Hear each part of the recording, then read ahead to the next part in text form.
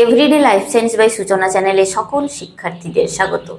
আজকে আবারও এসে গেছি বিভিন্ন ধরনের competitive exams, BSc nursing, GNM, ANM, joint এন্ট্রান্সের জন্য লাইফ সায়েন্স বিষয়ক GK20 নিয়ে।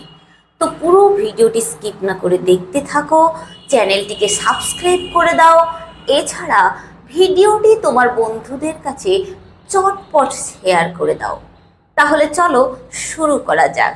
কোয়েশ্চেন নাম্বার 1, এসডিপি এর পুরো নাম কি?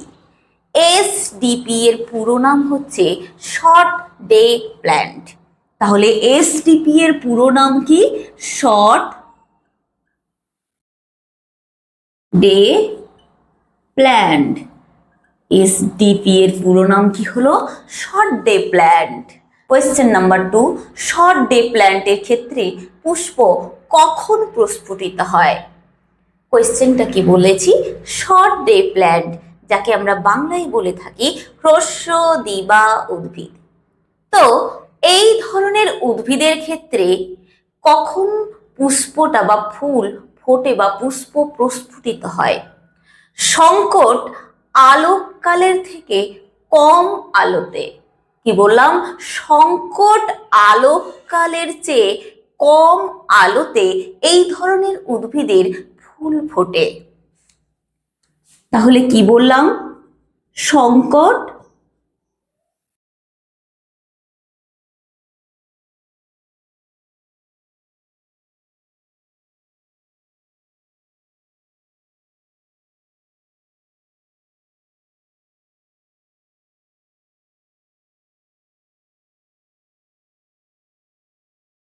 এরপরে আসছি কোয়েশ্চেন নাম্বার 3, এলডিপি এর পুরো নাম কি? এলডিপি এর পুরো নাম কি? এলডিপির পুরো নাম হচ্ছে লং ডে প্ল্যান্ট। কি বললাম? এলডিপির পুরো নাম কি বললাম? Long day plant. Question number 4, long day প্ল্যান্টের ক্ষেত্রে পুষ্প কখন প্রস্ফুটিত হয়? কোয়েশ্চেনটা কি বলেছি? Long day plant. এই ধরনের প্ল্যান্টকে বাংলায় বলা হয় দীর্ঘদিবা উদ্ভিদ।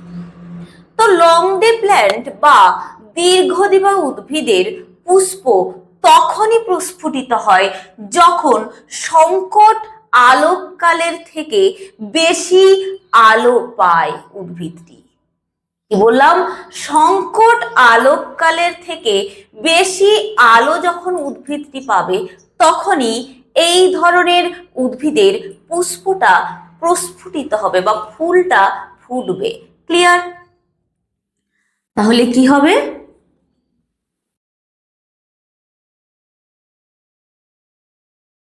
সংকট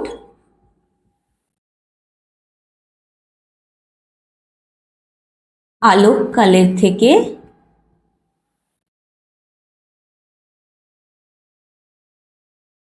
বেশি আলোতে। এর পরের কোয়েশ্চেনে আসছি, কোয়েশ্চেন নাম্বার 5, ডিএনপি এর পুরো নাম কি? ডিএনপি এর পুরো নাম কি?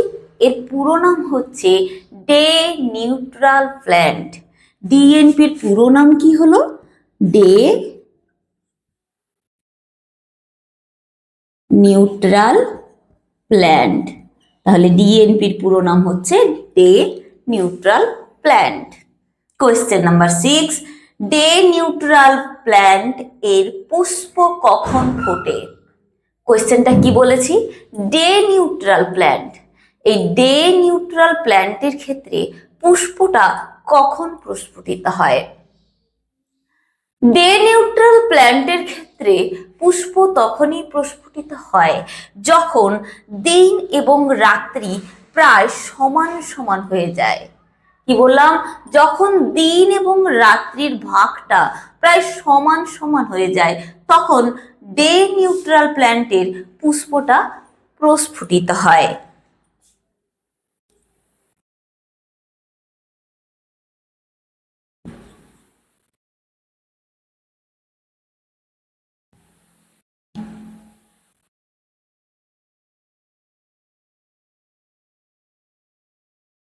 কোয়েশ্চেন নাম্বার 7, তামাক গাছের ক্ষেত্রে সংকট আলোককালটা কত?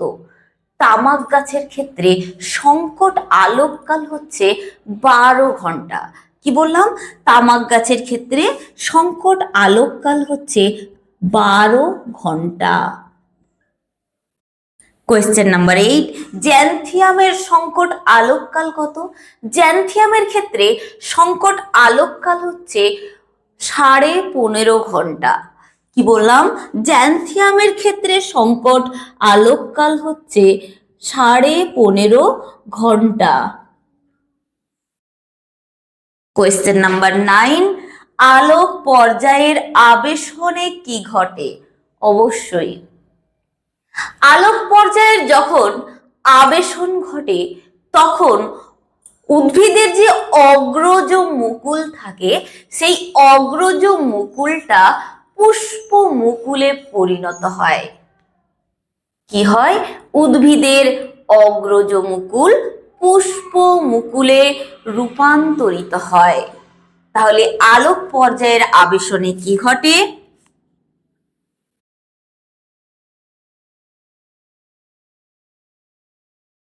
উদ্ভিদের অগ্রজ মুকুল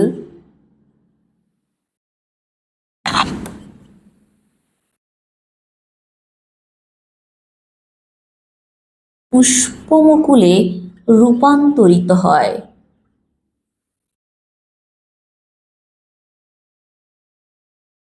কোয়েশ্চেন নাম্বার 10, আলোক পর্যায়ের গ্রাহক অঙ্গের নাম কি?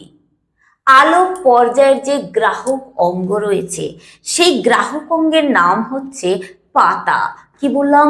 আলোক পর্যায়ের গ্রাহক অঙ্গের নাম কি? আলোক পর্যায়ের গ্রাহক অঙ্গের নাম হচ্ছে পাতা।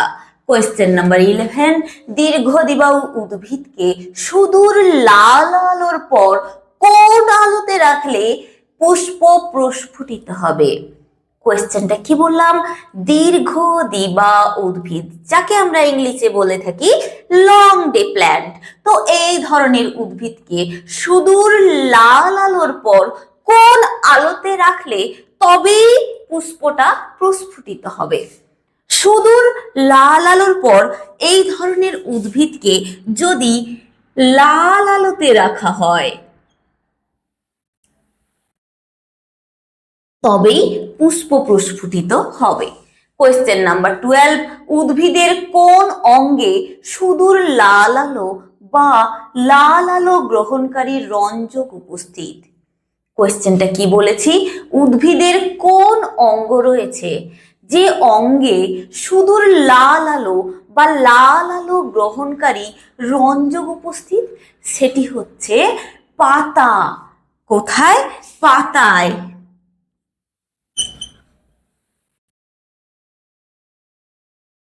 কোয়েশ্চেন নাম্বার 13, উদ্ভিদের সুদূর লাল আলো বা লাল আলো গ্রহণকারী রঞ্জকটির নাম কি?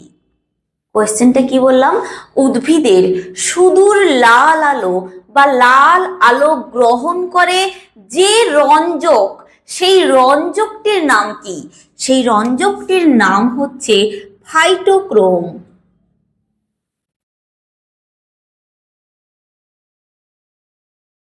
কোয়েশ্চেন নাম্বার 14, ফাইটোক্রোম কি ধরনের প্রোটিন? ফাইটোক্রোমটা কি ধরনের প্রোটিন? ফাইটোক্রোম হচ্ছে এক ধরনের ক্রোমোপ্রোটিন। কি বললাম? ফাইটোক্রোম কি ধরনের প্রোটিন? ফাইটোক্রোম হচ্ছে এক ধরনের ক্রোমোপ্রোটিন।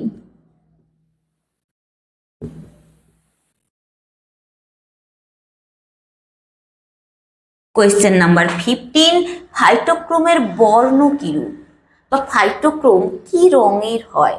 এই ফাইটোক্রোম হালকা নীলাভ বর্ণের হয়। ফাইটোক্রোমের বর্ণ কেমন হয়? হালকা নীলাভ। কোয়েশ্চেন নাম্বার 16, ফ্লোরিজেনের কাজ কি? ফ্লোরিজেন এর কাজ কি? ফ্লোরিজেনের কাজ হচ্ছে ফুল ফোটাতে সাহায্য করা।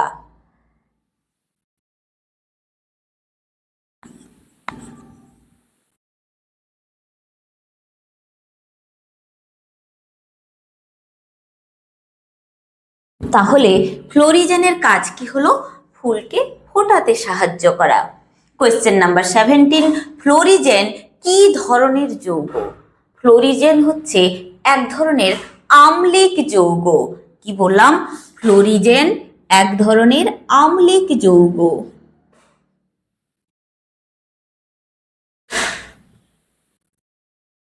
কোয়েশ্চেন নাম্বার 18, ফ্লোরিজেনকে আর অন্য কি নামে ডাকা হয়?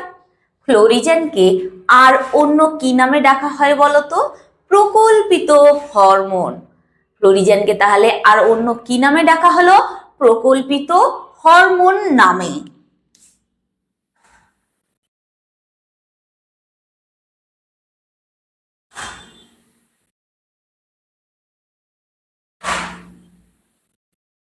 কোয়েশ্চেন নাম্বার 19, ফ্লোরিজেন কোথায় উৎপন্ন হয়?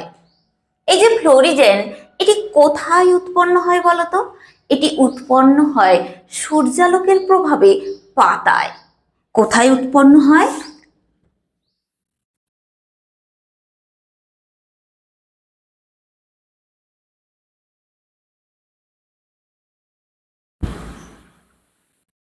সূর্যালোকের প্রভাবে পাতায় উৎপন্ন হয়।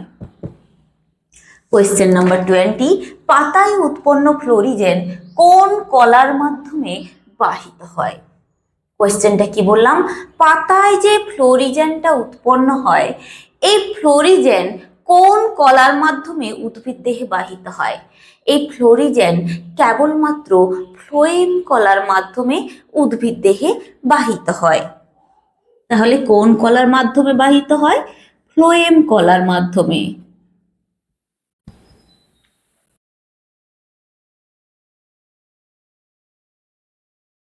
তো ভিডিওটি এখানেই কমপ্লিট করছি।